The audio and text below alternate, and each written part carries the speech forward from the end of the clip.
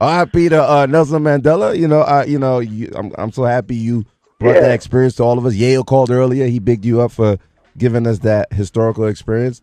But you met him and you got your own personal experience. And I know you felt crazy when you heard he finally died, which, he's 95 though. There's like a, yeah. Go ahead. Yeah, it's like the cycle of life is crazy in itself. You know what I'm saying? Like my grandparents are the most valuable people in my life.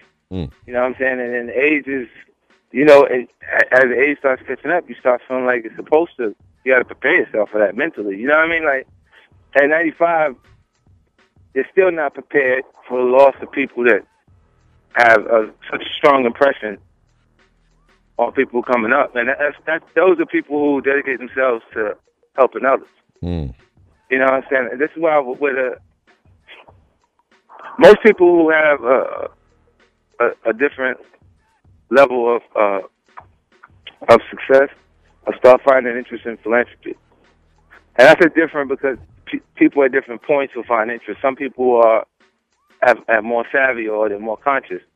So they don't need so much success before they start finding interest in philanthropy. They can just be comfortable enough in their life, and then they start to give back.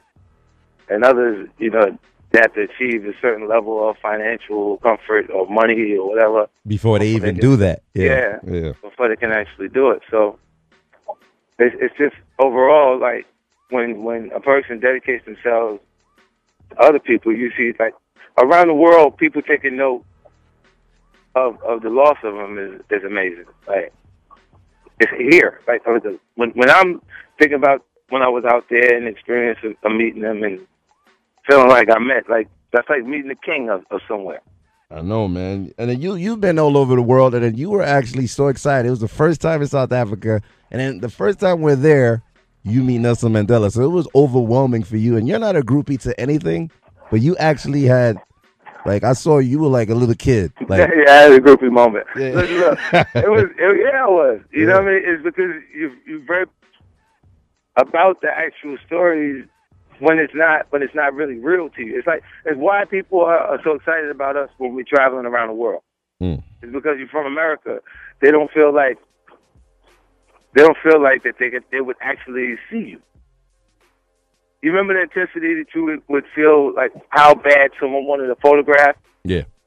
Of the actual artist internationally.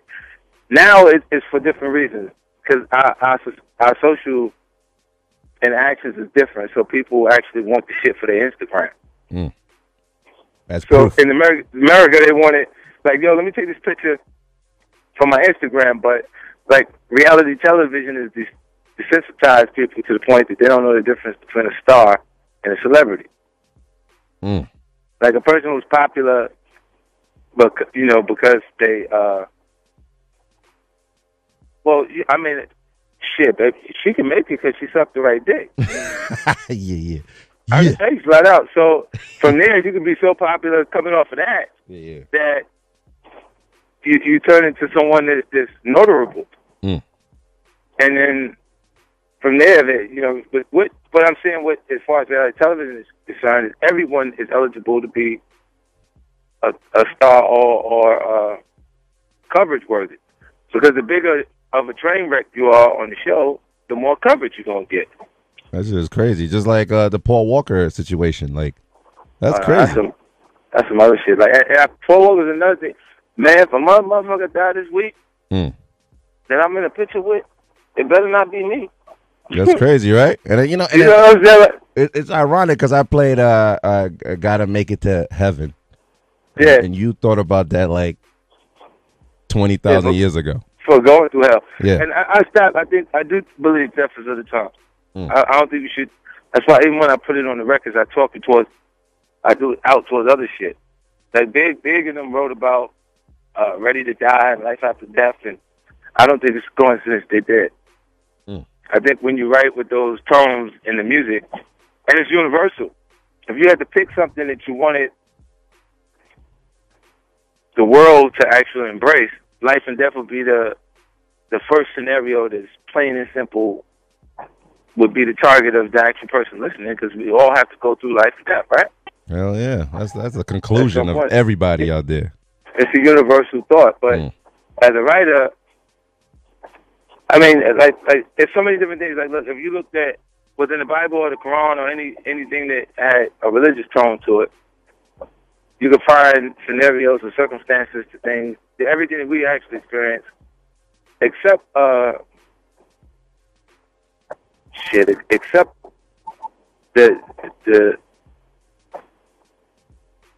gay thing. It's the only thing you won't find in religion. Like there won't be. I don't believe there's a passage in the Bible where it makes reference to a man with a man. Oh wow, that's crazy. You know, like it's more of a even Solomon had many wives. Like they're different. There's different portions of everything that still apply to socially the things that go on right in front of us. And you don't see that in those historical documents or stories, man. So, you said what? I mean, they don't talk about that kind of stuff. It's the norm, you know. Either you go in with the 20 virgins, or there's like always like the opposite sex involvement with that kind of situation. But yeah, but you know, in general, like people, I think happiness in general, yeah, is overall the concept that we after, right? You know, so I think, I don't know. So, I mean, it's an interesting topic because it's a scary topic to talk about too. Yeah. It's like if you say the wrong thing, oh shit. I don't give a fuck. I'm like, listen. Well, we know somebody. We got an RIP that you tweeted about, Mr. Garcia. Is he really on some scary shit? But listen, like, you're supposed to do your road work for the fight. I know that, but you ain't supposed to run from the motherfucking fight. Yeah. The whole camp, man. You know what it is? The problem with boxing is when you have multiple promoters with the actual the titles. This is what Dana White did with UFC. It makes it a little more advanced than boxing. What he did with the structure is he's able to make the fight that the public wants because they're under one promotional banner. Exactly. They can control the fight and make the big fight that everybody want to see. And it came out his mouth. Meanwhile, boxing can't fucking. We couldn't make the Floyd Manny fight. Right? It's because they're protecting the actual fighters at the time. Like, Canelo was supposed to fight Floyd next year. Wow. Like next year, after he worked the kinks out of that shit, he wasn't ready to beat no Floyd. I told him that when they asked me in advance. Oh, shit. I'm supposed to beat the brakes off this nigga. Like, I'm not, you can pump it up to make everybody get excited and shit like that and do the number, but now he got to recover from that as far as Canelo's concerned, and then, Champ gonna keep rolling. Well, I would love to see that Gamboa and Garcia smash down. Yeah. When you get to, I don't know what's left. Like if you are maybe like with the Garcia camp, I think. Well, I understand why they scared actually, because Gamboa is one of those guys. They would have knocked him off. Straight up, like that's the bar earned. Todd all of them. They know. So they ran circles around the fight. Act like, and you're making less money to fight Burgos than a fucking Gamboa. Yeah, so the money has a lot to do with I guess the scheduling of these fights, or it came out of his mouth. No, he said it. He act like this is what he want next. Oh wow! So he could look like a real dog out there. Like I just knocked him out. I just put in some work, and I want Gamboa next. I'll go up to meet him, or he'll come down to meet me. We fought at 1:30. Don't even fucking matter, man. Tiger dog. Yeah, like he want to talk like he got that shit, talk pop big shit. Like you one of them champions that take on all comers. Yeah, and then you duck and run. Duck and run the fuck off. Like, you know what I mean? It's like, look, let me say something. This shit is crazy to me because I'm looking like, is this really how this shit is this how it gonna go down? After you look, he said the shit on TV. Like he wanted to fight. What's the matter with the fight? Mm. Well, you got it'd been the biggest fight they had this year since the Bradley fight. Yeah, because you got ESPN, HBO. They're all retweeting what you're tweeting, so they're really waiting for him to come up with a conclusion here. Like he fucked up. He ain't got no conclusion. He ain't got no conclusion. You know what? You tell him I said he's supposed to train before the fight. He's supposed to do the road work before the fight. You're not supposed to run from the motherfucking fight. That's what it is. It's punk shit going on. Like if you go, look, you genuinely got to look and say, are the business side of the actual camp looks at it and say, wait, this is dangerous. Mm. And we can continue to make money, even if it's smaller money, consistently, with you being the guy that people begin to believe in. You see what I'm saying? Yeah. Instead of having to take the risk. And it's really on the sport of boxing itself, whether it's the networks and the actual promoters, to make the right shows happen, right? That's on some Don King shit, man. But you're very well educated with this boxing shit now, man. You know how to maneuver now. But you look at it, it's not rocket science. Mm-hmm. Like, you know what I'm saying? Like, you watch the guys when they actually in the early stages of their career, the matchmakers are putting them with fighters that cater to their attributes. Mm. So where he's gonna make a mistake is right where he's gonna be at. Like, this is what this fighter does well. Put him with that guy. It'll be an exciting fight because you're going to see him do some things right all night, and then he's going to keep dropping his motherfucking hand. And when the old man right come in, yes, got the Manny Pacquiao.